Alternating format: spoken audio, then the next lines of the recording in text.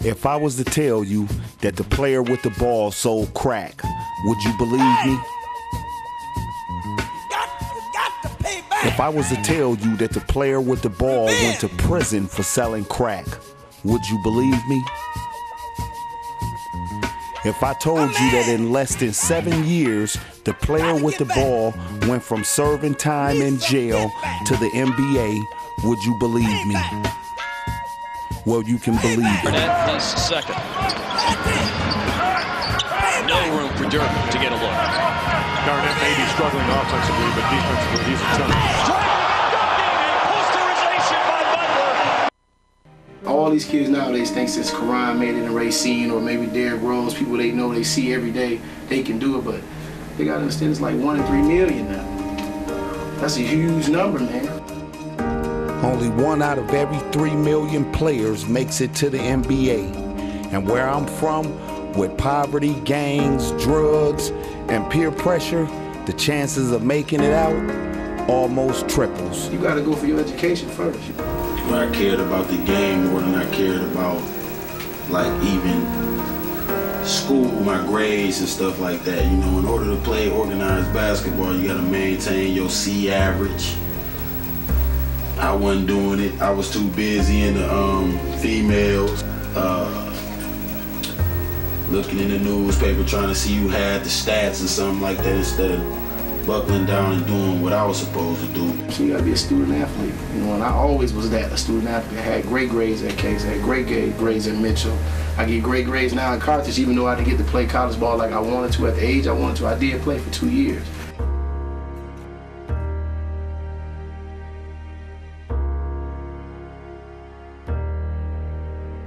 Racine, Wisconsin, population less than 90,000 residents. A place where unemployment has always been at a high and where job wages were so low that it was nearly impossible to raise even a small family here. Fires coming up, it was a struggle coming up out here, man. You had homies that I grew up with, you know what I'm saying, they dead and gone now. A lot of guys that I grew up with and went to high school with, they gone now, and a lot of them in the penitentiary for like life. When I was coming up, you liable to go outside, you could sit on the porch and just hear it. It sounded like Beirut. You had so much action going on, they had to shut down the park down the street. Between the middle 80s and early 2000, Racine had definitely become drug and crime infested, feeding on its community and leaving most males with only 2 choices. Some choosing the corner and some would choose the courts. Some would do both. On that basketball tip, that was the release for everybody. Everybody at 5:30, you know you going to the Southside Center, the John Brown Community Center. You had people getting dressed to be spectators in that joint. It was always said to me at a young age that if you didn't have skills, the middle court was basically off limits to those that didn't have the skill set to be in that middle court. I mean, the middle court was like probably saying Rucker Park to Racine. You got all your ballers coming there in that atmosphere, and it's playoff intensity every day. You might watch ESPN, and they like, oh, this guy's only 5'8", and he just jammed it. You go to the center and see that all day. A 5'8" guy jamming it, knocking down 6 threes in a row. You know what I mean? But you know, at the same time, when he left that center, he had to eat. He might have had a kid he had to feed, or whatever. You know what I'm saying? So the temptation just took over. For a lot of players, the potential to bring in enough cash to provide for their families, plus the flashy cars and the promise of becoming a local neighborhood celebrity, was all that was needed to start derailing dreams.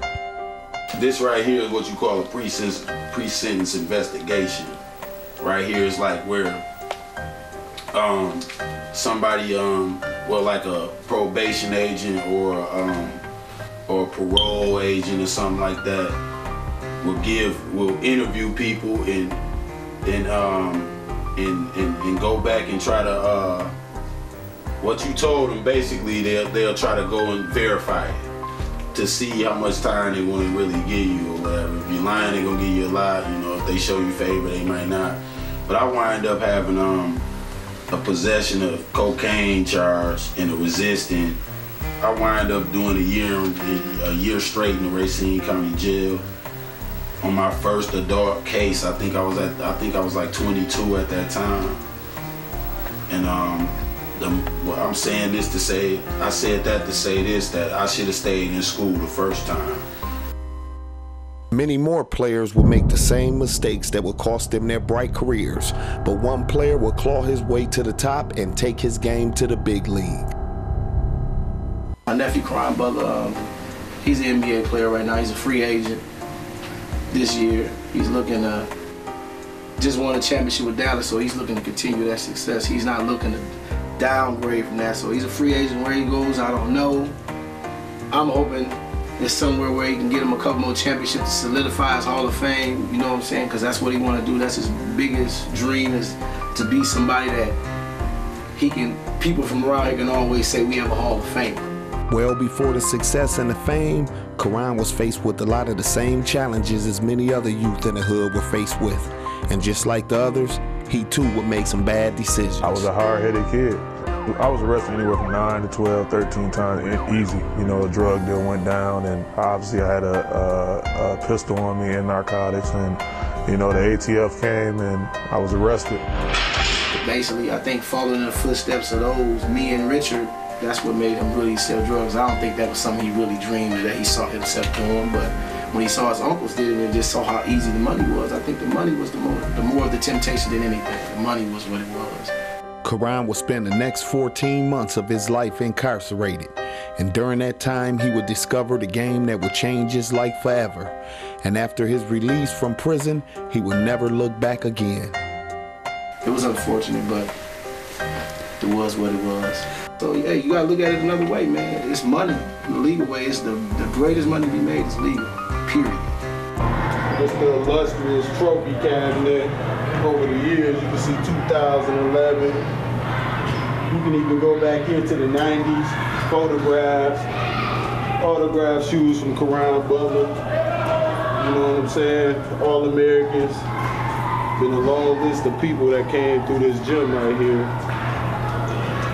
that made it, that studied the craft, learned the craft, mastered the craft in here, but they didn't get past the school basis.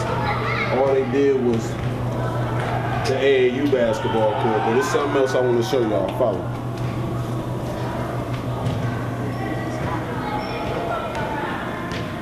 A lot of these people on this wall right here, we keep them in our memory and in our mind. These is good people that, like Black Rob, R.I.P. He was a basketball player.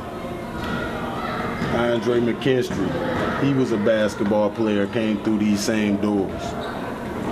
Jeff King, one of the coldest I ever seen with a basketball big man, you know what I'm saying? Terry Patton was nice with a basketball, but the drug game got him. Southside legend, you know what I'm saying? So you can either go the road to keeping on track and trying to master your craft, or you can choose the short life, the drug life. I don't want to disrespect nobody, but these are the things that can't happen. These are the pitfalls that can't happen to a young man or a young sister if you choose not to invest your life in the right purposes. You may not get there. Some people are. That's just the truth about the situation. Everybody ain't gonna get the breakthrough. You may have a small breakthrough. You know how it is. Some people have small breakthroughs. Some people have big breakthroughs. But you're going to find yourself a niche that you can do and do to be the best at it. You know what I'm saying? But do it to where you ain't got to look over your shoulder every day. You ain't got people shooting at you. You don't got nobody want to rob you when you walking in your back door at night, finna come home and lay down with your wife. Ain't nobody there to tape everybody up because you in the streets trying to hustle. And you a ball player or you a football player and you damn good at it. Be smart. Leave the street shit alone. Leave your street homies alone. Because the streets gonna always remain. As far as I know, everybody I used to hang with still doing the same things. Either they dead, or they in jail, they catching Fed cases. They doing the same thing. Ain't nothing changed in the hoods of Racine. Only thing that's changed is the mentality, the eras. They're different. Our era was more like you can see, we all still stick together from my era. We all can still talk, have a good time, but these young era, they different. You know, they more violent, and I think that if you smart, you gonna go to the right. You just gonna go right. Everything should be done righteously.